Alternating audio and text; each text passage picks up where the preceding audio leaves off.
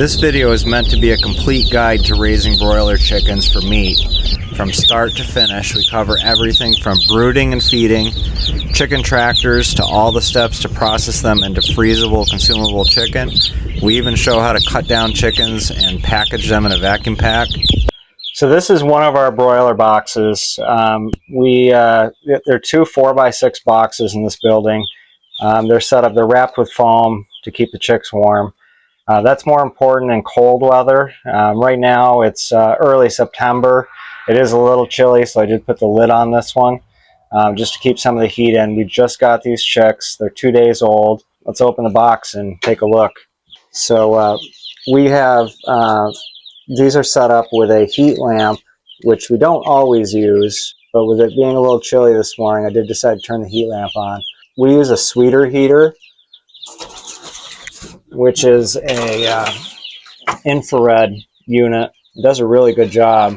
There's only 32 chicks in here, and this is actually a small batch for us. We usually do 65 at a time. But they come in, these just arrived. They come in really thirsty, so we make sure that they have plenty of water and heat. That's important for the first few hours. Kind of get them in, get them acclimated. Heat's important because, as you can see, they do really go after the water, so they're a little damp right now, and you don't want them to get a chill. So I'm not going to leave this open for very long. You want them to have plenty of room. Optimal heat for chicks for the first couple weeks is 95 degrees to start with, and then dropping it down incrementally. But what we do is they have enough room to move away from the heat, and when I see that they're moving away from the heat, I will unplug the heat lamp and let them spread out a little bit to get away from that. You don't want them to get too hot, but you also don't want them to catch a chill either. You do not need to build, if you're just doing a few for yourself, you don't need to build a big setup to do these. You can do it in a stock tank. I've even done it in a cardboard box, a large cardboard box with a heat lamp. That, you got to be very careful with the heat lamps. Make sure that it's not going to catch anything on fire because they are a fire hazard. They do make heat plates too, which we sometimes use. Infrared heat plate, it heats up the ceramic plate. Those work great if you're just doing a few. The infrared units, the sweeter heaters, they make those in different sizes too, and really for us, that's the ultimate heat solution. And like I said, I just supplement that with the heat lamps. Okay, so there's a few other things that you want to consider. We use pine shavings in the bottom of our brooder box. It just helps absorb stuff. We layer it, like if it gets, every batch gets cleaned out between batches, but we don't clean them out in the two and a half to 3 weeks that they're in here.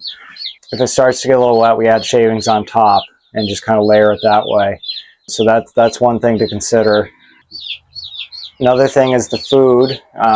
We feed a 22% broiler crumble from start to finish. We don't start them on starter and then switch them to something else.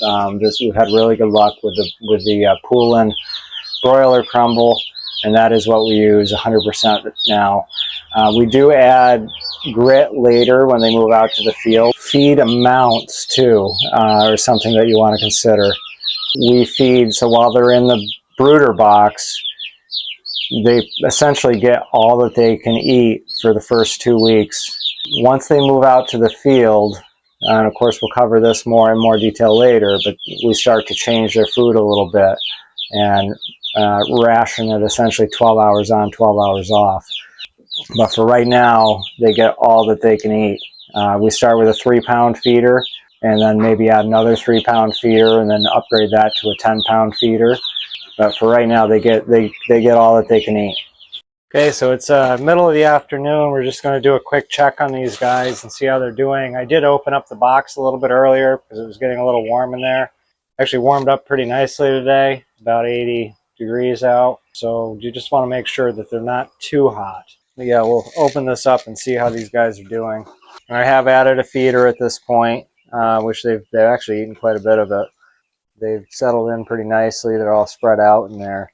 One more thing that I thought of, if you don't have them inside, like inside your house or in your garage where you have a light and you're using a infrared plate or a sweeter heater, you want to make sure that you have a light somewhere in there so that they're not in the dark all the time. Obviously, if you're using a heat lamp, that would be perfectly fine as light too, but you just want to make sure that they do have light. So yeah, we'll check back on these guys in a couple weeks and get them moved out on the grass.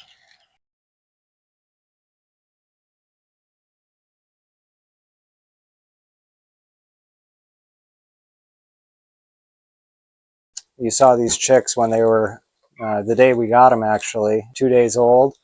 They are now, I think, about 2 weeks old. We got them September 5th. It's now September 17th. They'll be going out on grass next week. But as you can see, they are just about fully feathered and a lot bigger. They do grow really fast, and these guys have been doing great. We haven't lost a single one. They're actually a little on the hot side today. Heat lamp has been shut off. We're just running the sweeter heater at night. We have the 4-foot sweeter heater in this box. They're going through about 6 to 8 pounds of food a day. We've upgraded them to the 10-pound feeder at this point. Of course, their water gets changed out every day, and yeah, they're thriving. So they'll be going out on grass probably next Thursday.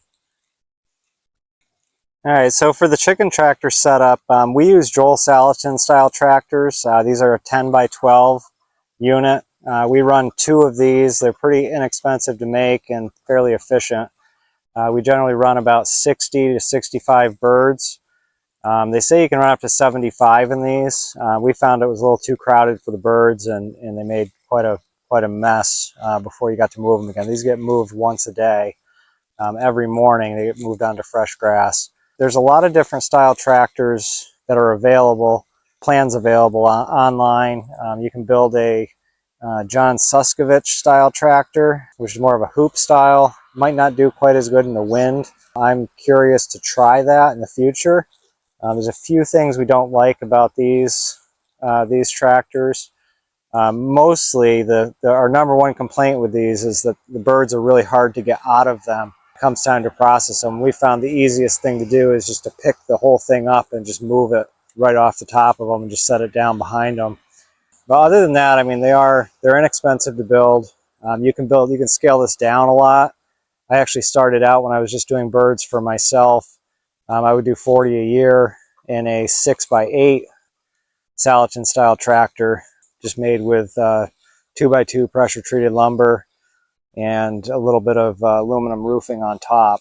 They are very simple to build. There's a lot of plans on the internet, like I said, for building them. I guess the sky's the limit. You just want to keep them light as possible, because remember, you've got to move these things. To move them, we actually just use an appliance dolly. It's pretty simple. You can actually make a custom dolly, but we found that this works pretty good because the wheels are really low to the ground, keeps the tractor low to the ground, just breaks that surface tension at the rear. We have on the other end, we have a pretty heavy piece of rope that's tied right to the frame and stapled that we use to drag it forward. They're a little difficult to turn, and sometimes it's a 2-person job to turn them just to keep the birds from getting too close to the side and getting run over. It helps to have another person just to shoo them away from the edge. These are all set up with bucket waterers. These are Little Giant units that we rigged up to a bucket. You can get all the fittings at the hardware store. These are Little Giant large poultry waterers. There's a bulkhead fitting on the bottom of the bucket. Probably do a video in the future on how to make this. They work pretty good. They do plug if you have any sediment in the water. They do get plugged, and you've got to take them apart and bang them out. There's another style of water called a Plasan waterer, which is also a gravity-fed unit, and I've heard that they don't plug. We may be trying one of those in the future too, just to see how they work. We supplement because they go through a lot of water when it's hot. Right now there's about 60 birds in this tractor. We also use a 6-gallon gravity-fed vacuum water. We found they work really good too. So these birds go through about 10 gallons of water in a day. Obviously, if you're doing it on a smaller scale, you could probably just get away with a 5 or 6 gallon vacuum water. Just one of these units from Tractor Supply. You want to have plenty of feeders available for them too. If they're clambering over themselves trying to get to the food, you probably need to add another feeder. We have in this unit, see if I can get a picture of it. We have a trough style feeder that's 4 feet long, holds about 12 pounds of food, and then we have 2 of these top gravity fed 10-pound feeders. 60 birds, 60 to 65 birds, they go through about 30 pounds of food a day. So other than food, water, and shelter, broilers really are fairly easy. They're pretty minimal in the amount of time per day it takes to take care of them. We have 4 batches going at any given time and 150 layers here. And generally, it takes us about 45 minutes for 2 of us to get everybody taken care of in the morning for the whole day. Get them all moved, water, feed, grit. But yeah, they thrive in good weather. They don't like wet weather. If it's too cold, sometimes you have some problems. But middle of the summer and into the fall, they really do well. And if I was to do this for myself, to just fill my own freezer, I would definitely start them late in the summer, say August, maybe July, get them started and process them 8 weeks later. Today we'll be moving our birds out to pasture, going through setting up our waters and feeders, feed amounts, grit, and other things that you might need to consider when you're moving your birds out. So we like to wash everything out in between batches just to give them a nice fresh start for the next batch. Get all the mud off of everything and just get everything bleached and cleaned up. It helps to wash out. We use these paint strainer nets in the bags just to filter out any debris on the bucket water. And we'll get that all cleaned out and get everything sanitized before we move these guys out. These locking nubs on these can get full of food. They don't want to lock, so you want to make sure you scrub that out of there. Now these vacuum waters from Tractor Supply, I think this one's a 6-gallon. They've got these little caps that when you fill them, you put the cap on, fill them up, put the top back on it. They've got an O-ring here, seals up, and then you got to take that back off. There's a storage nub right here where that goes. When it's hot out, these guys will go through a lot of water, so it's important to have a couple different waters in there for them. The way we've got these bucket waters set up, there's a bulkhead fitting in the bottom of the bucket. Should drill a hole and mount this piece. There's a gasket. It just tightens down from the top. Then I've got a short section of hose, which we've got rigged up with a fitting that connects to that bulkhead fitting. And then another fitting that screws on to the little giant water.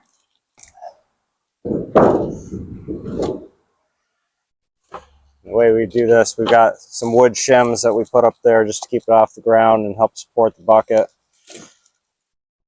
This goes up through a hole in the wire, screws on to the bucket.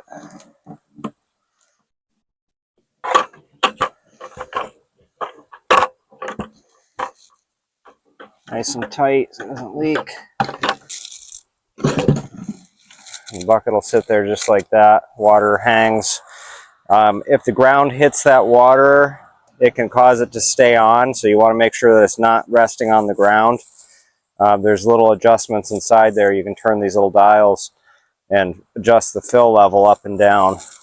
We use a paint strainer just to keep any debris out of the water, because like I said in the last video, these are a little bit problematic with plugging, but this definitely helps having one of these on here. You fill the bucket, bowl fills up, shuts off when it's at the right level, and they've got 5 gallons of water here on reserve. So as far as the feed goes for these guys when they first go out, we try to make it so that we're feeding them enough.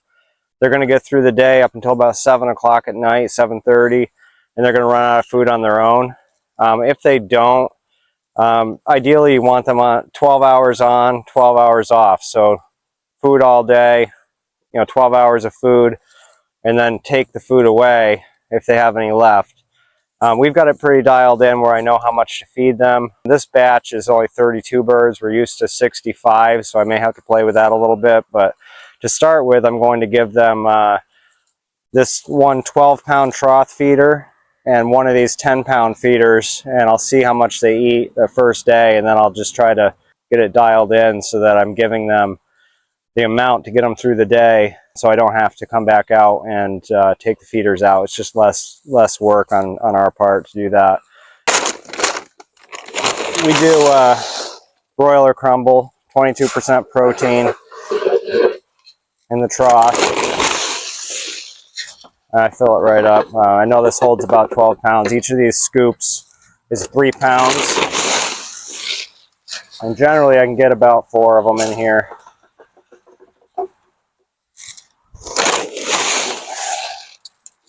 We give them grit every third day or so. I'll sprinkle a little grit on top of their food. That's something you'll want to kind of experiment a little bit with too. You don't want to give them too much. When I first started doing grit, we fed them, well, we gave them grit on top of the food every day. And when it came time to process, their crops were right full of the grit. So I don't think that's really necessary. It's just a waste of grit to do that. So we take a little bit. This is granite grit, grower size grit, which this is the little crumbles of granite. And I just literally just sprinkle a little bit on top.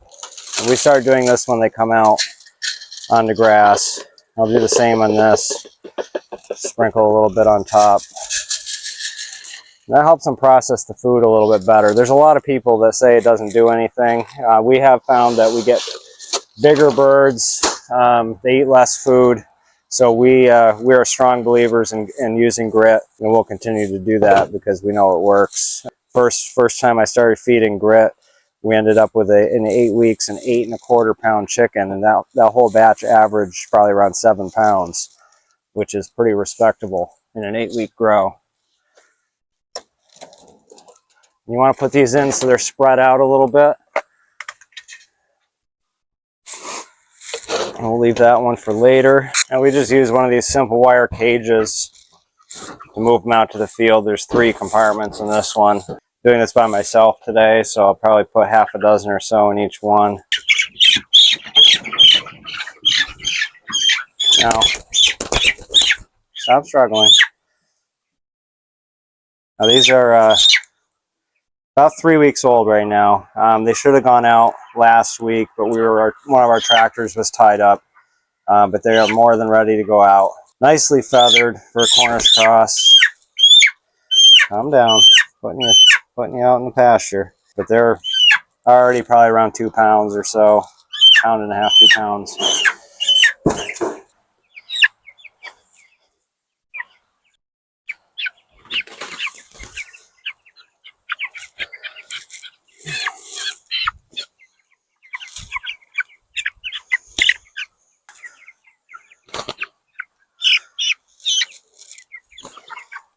All right, now to grab the other batch. All right, so the only other thing I want to talk about today is predators. These are, if you don't have a lot of predators, these work pretty good at keeping things out. We do have electronetting all the way around our pasture. We have a lot of bears, coyotes, and foxes here. So it's just an extra layer of protection, especially from bears, which would be pretty likely to flip one of these tractors right over to either get to the food, which tends to be what they go for, or free chicken dinner. So you just want to be mindful of that. We've got electronetting running all the way around our pasture. 4 sections of it, I think, total.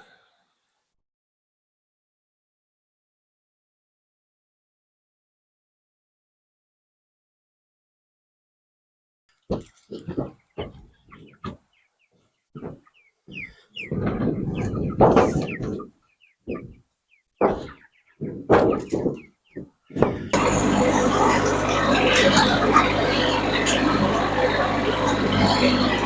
to show you how 2 of us set up and process over 4,000 pounds of chicken per season. I'm going to go into detail on our setup, show off some of our equipment and kind of the general process, and then we'll go into more detail on all the various aspects from dispatching, scalding, plucking, packaging, cutting down chickens into boneless breasts and leg quarters, and vacuum sealing and all the bits and pieces that go with it.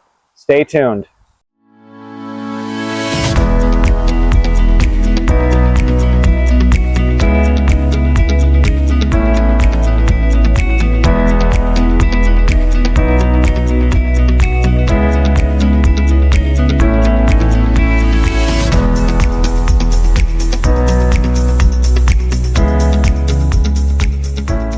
Here we're rounding up our birds.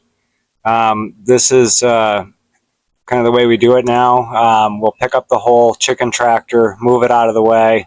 Cornish crosses don't really go too far, so they'll stay put, and we'll put them in one at a time into the trailer, and then back the trailer right up to the killing cone. You could certainly use poultry crates for this too, and stack them all. We found that the trailer actually works really good because we can give them water. We always put a waterer in there. So they've got unlimited water, make them as comfortable as possible.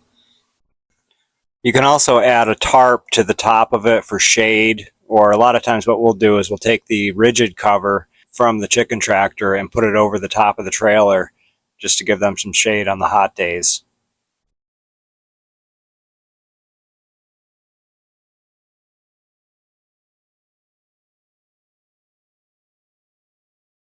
I'm going to go over some things with our setup here. We have 2 tables. One's a folding table, one's a stainless steel table. Stainless steel is where we do all of our cutting, everything that touches the food. The folding table is just an area for us to kind of stage stuff kind of away from the mess of processing. It's just kind of an area that we maintain as a clean area. It's nice to have 2 tables. We use a 10 by 10 pop-up tent. Works great, especially when it's hot. Gives us some shade, and if it rains, keeps us semi-dry. We have stainless steel easy plucker. I purchased this about 5 years ago now, and it's still running strong. Got fingers down in there that the drum spins, and it picks the feathers right off, and we'll go over that in more detail. Easy to clean. We use a very large aluminum pot for scalding. They make specialty scalders, which we're hoping to upgrade to next year, but for now this is the way we're doing it, and have been for the last 5 years. Galvanized steel killing cones I've got set up with buckets. This is where we start the operation. They go into there for draining out. We also have, so we dry pack all of our chickens, our whole chickens to cool. We dry pack them all in ice. In these ice chests. These are some very large Coleman ice chests. We use a turkey fryer thermometer to maintain that heat at 150 degrees.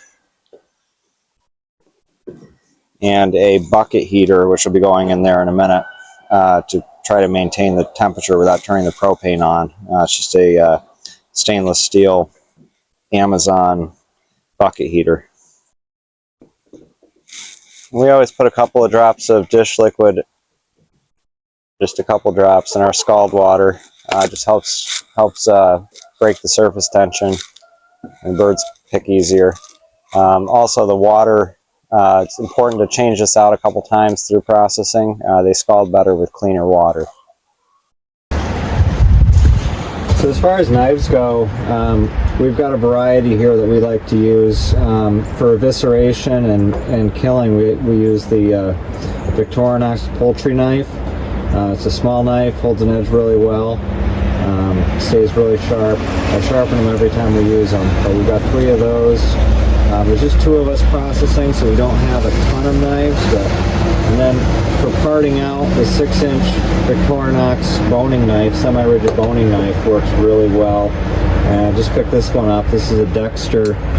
It's actually a beef skinning knife, but people were recommending it, so I thought I'd give it a try, and it does work really well, especially for taking the wings off, because you can kind of get right in there and cut them out without digging into the breast meat. I always use a sharpening stone before we even get started. You know, a little bit of water on there. Maintain that edge. It's easier to keep a knife sharp than it is to sharpen a dull knife, so we always sharpen them every time, regardless of whether they need it or not. I hit them on the stone a little bit just to keep that edge razor sharp. Really sharp knives are very important. And then, you know, throughout the day, you just need a quick touch up on a blade. These pull through ceramic rods work really well.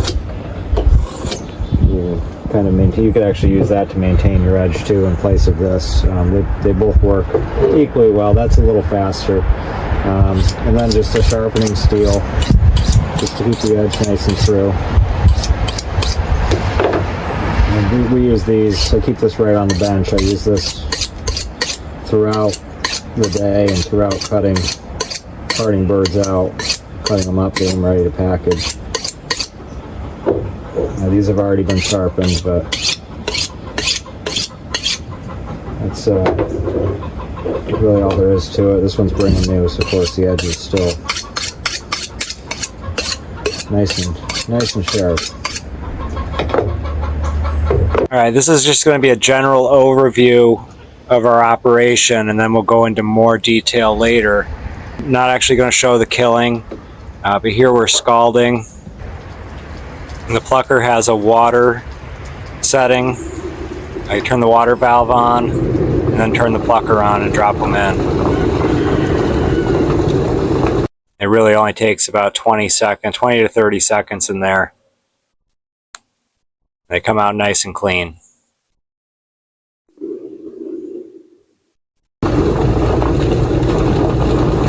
And out of the plucker, they go onto the evisceration table. The way we work it, I take the legs off, I take the head off, and the oil gland out, and then I slide it on over to Heather. She does the evisceration, and then packs them in ice.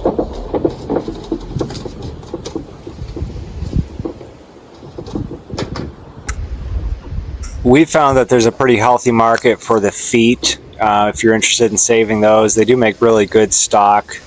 We've got a large Jamaican population in our area, and it's a traditional food for them. They make stew with it, and we found we have no problem selling all the feet.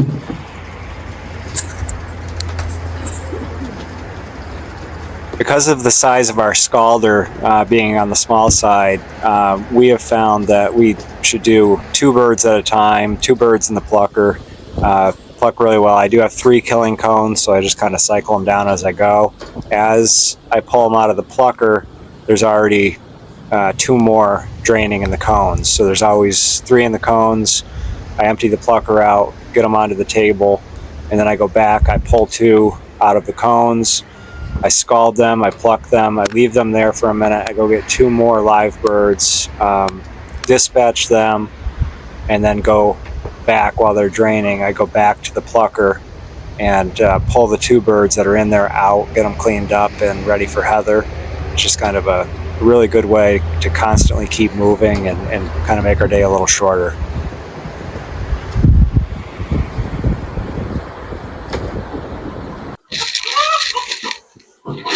Alright, so we use any stock pot will do for this. Water is 150 degrees.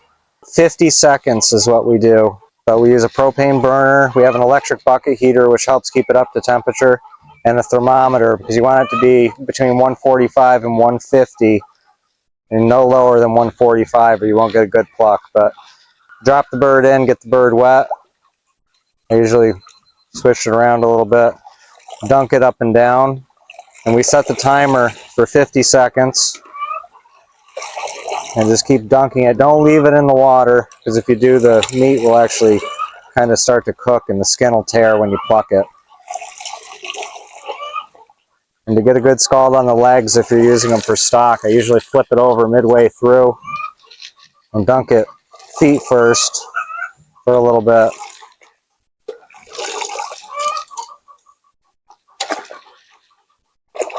Just 50 seconds. And the skin on the feet will actually start to pull off, and they'll come off pretty clean. So there we go. And now it's going into the plucker. All right, now for the plucker. We use an easy plucker. It's a stainless steel unit with rubber fingers. It's got water hooked to it that sprays down on top of it. If you don't have that and you have a regular plucker without the water, you can always use a hose and just keep water spraying on the bird as it's plucking. But here we go. We're going to pluck this one. Turning the water on. Turning the plucker on. Drop it in.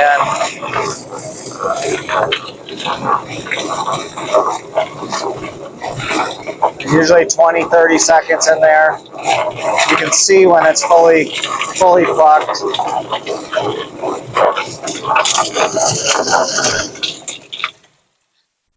And then we shut it off. There's always a few residual feathers that you got to pick, but for the most part, they come out pretty clean. And there we go, on to the next step. So after plucking, these are the next steps that we do. It goes to the evisceration table. You give the head a twist and pull.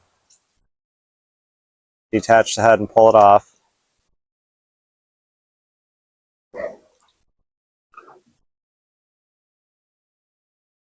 And then we take the legs off next. Pull it out straight.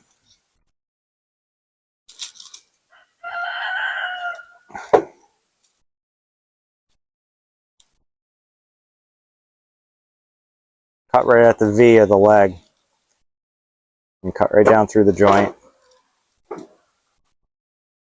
And kind of check it over for any residual feathers that are left on. Get any of those picked off. This one's pretty clean. And the oil vent, you cut straight down and just kind of fillet that off and get rid of that. Oil gland, rather. And now the crop, make a little nick.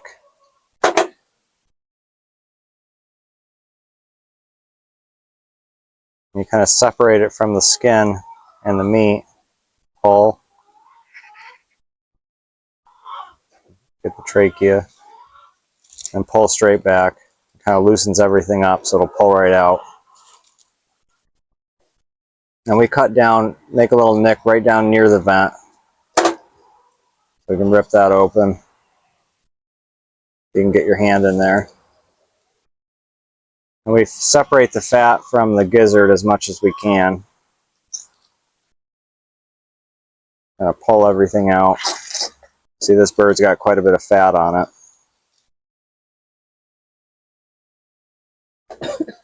And we make a U-shaped cut here, down around the vent and back up. Pull that all out. And it looks like the heart and lungs came out in one shot, but if they didn't, then you go back in and get the heart and scoop the lungs out. They can be a little bit tricky. This one? Yep. We make a little poke. And we kind of truss them up for roasting. Works really nice. Just like that. And then it goes into the cooler on ice. And it's kind of buried in the ice to cool before we package. And we just want to make sure that it's good and clean, so we always give them a final rinse down and get everything off of it. And that's it as far as evisceration goes. And we'll show it again here one more time. And again, a little nick in the skin. Reach up in, separate the crop.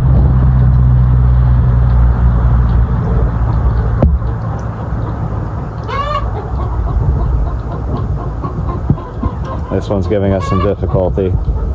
course. But once you get it separated, you work your fingers down underneath the esophagus and then pull straight back on all of it. Loosen it right up. Couple more little feathers.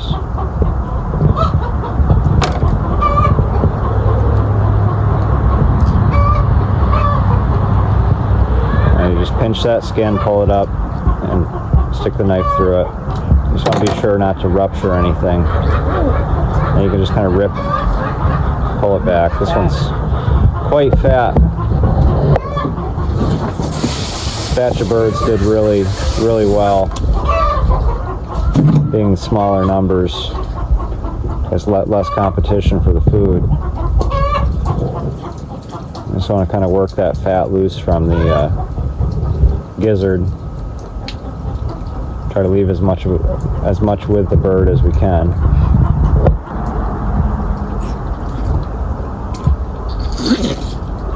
And then just pull straight back, pull everything out. Heart and lungs. They're usually what stays behind when you pull the rest of the stuff out. The heart and lungs usually stay in there, and the lungs can be a little tricky to get out. You got to kind of slide your finger down the rib cage under the lung, kind of roll it out, and then pull straight back, and they'll come right out. Now we pull up on the intestine and just make a U-shaped cut around it, and then you get that all out in one shot.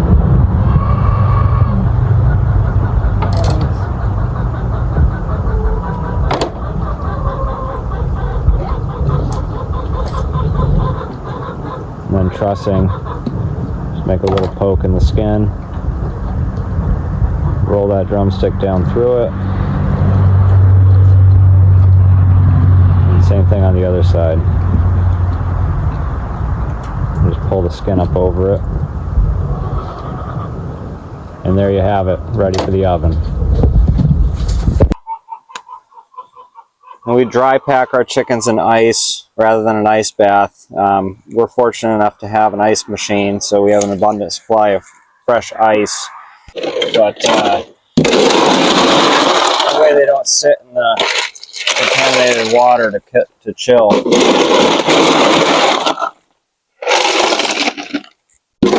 Now that all the birds are in the coolers and chilled, we'll move on to bagging them. We use heat shrink bags from Texas Poultry Supply. Slide it into the bag. Straw to get the air out that's stuck in the cavity. You want to squeeze as much air out as you can too, that helps.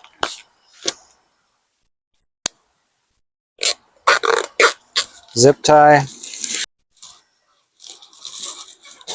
And then just a quick dunk in 190-degree water. The bag shrinks right around the chicken. Pull it out, finish pulling the zip tie, and there you have it. And now for labeling. We put the weight on all of our birds along with the price because we sell them. And the Vermont state and federal exemptions are also listed on there along with the warning labels about raw poultry.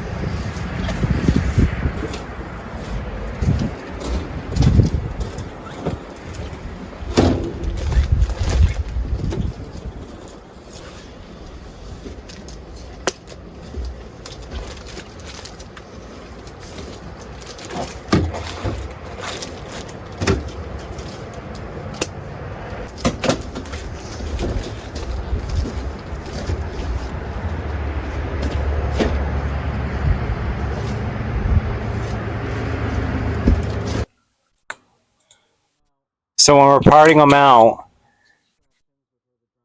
we do wing sections, the flat and the drumette, thighs and leg quarters, boneless, skinless breasts, and 2 tenders. Now to get started with the wings, it's best to let the bird's weight help you. You kind of pick it up and put it under some tension, and then you just kind of want to find that joint and scoop the wing right out. Just be careful not to cut into the breast meat. Same thing on the other side. Again, I try to, if I can, point the knife towards the back of the bird so that you don't cut into that breast meat. It's really easy to do. And now with the leg quarter, just pick it up by its ankle, cut through the skin, and then you're going to want to flip the bird over. And you want to make sure you get that thigh meat called oyster meat that's up near the spine. And you kind of slide your knife flat around there, cut through that, pop the hip joint, and then cut straight back and kind of angle towards the tail. It's almost like a V-shaped cut. And then you can take that right off.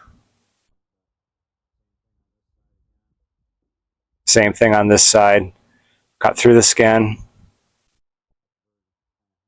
Let the bird hang.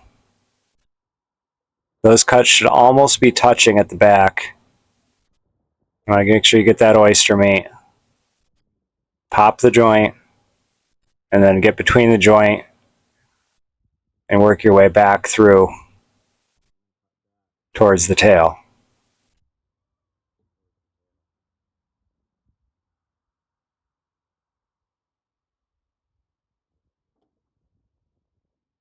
We'll set those aside and we'll separate those in a minute.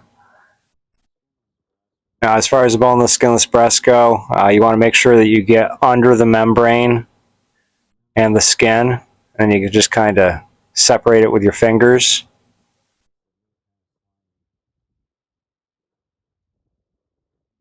And then just kind of roll it around the back of the bird to get it out of your way. Get that membrane right off. Now you make a little cut right up near where the wing attaches, just to get this cut started. Most of this is going to be tearing with your fingers. You can kind of work your finger down through.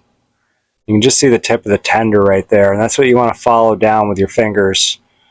And just slide your fingers down and pull that meat right off. Once you get that separated, you just follow the wishbone and the keel bone down through and just cut the breast right off.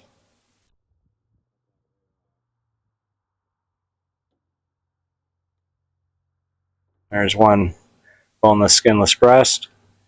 I'll do the same thing on the other side. Little cut to get it started.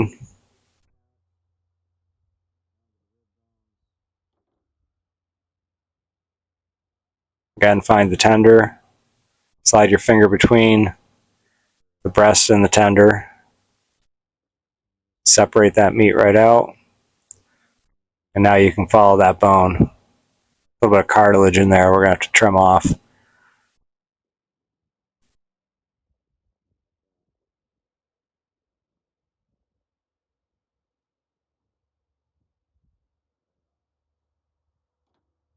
And there, 2 boneless, skinless breasts. And now we'll do the tenders. And these, you just want to follow the wishbone up and then cross the keel bone. There's a little bit of cartilage there. And then just cut right back towards the tail.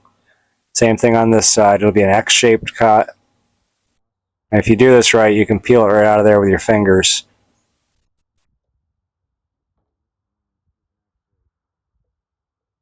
And then you just separate that meat from the bone.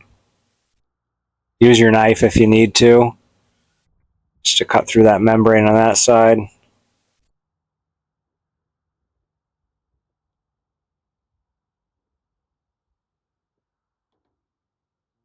There's one tender.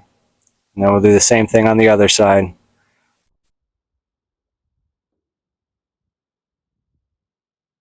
And it does help if you run your knife up the other side of the tender lightly just to score that membrane.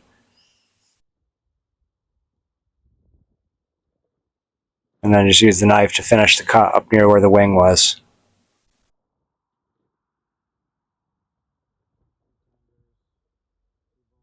And there you have it. 2 boneless, skinless tenders, 2 boneless, skinless breasts. Now we'll do the leg quarters. You could leave these whole, but we usually separate them out. Now there's a fat line right there. Stay just towards the drumstick side of it, and you'll cut through that joint every time. If you're hitting bone, you're not in the right spot. Same thing again, that fat line. just a yellow fat line. It's where the muscles come together and stay towards the drumstick. And see how easily that cuts through. Now the wing sections, just cut down through that skin, favor towards the flat side, and there's the joint. Same thing with the wingtip. Those cut pretty easily. We'll usually put that in the body cavity for stock. Again, cut through the skin towards the flat side of the wing. Same thing, take the wingtip off. And there it is. Now, as far as packaging of cuts go, I'm not going to spend a lot of time on it because it's fairly self-explanatory, but we generally do 2 breasts to a pack, 6 tenders to a pack, 2 to 3 thighs to a pack, and usually 6 drumsticks. This kind of, anybody can modify that to meet their individual needs, but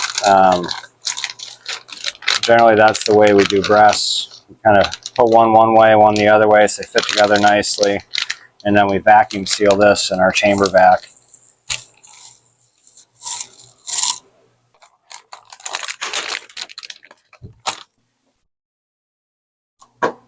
All of our cuts we vacuum seal in these vacuum packs. They hold up really well, sucks all the air out of them, and they're really the best way to freeze things. This one was actually fairly inexpensive. Got under $200 by the time it was all said and done. And so far it's working really well. It's our 2nd season with this one.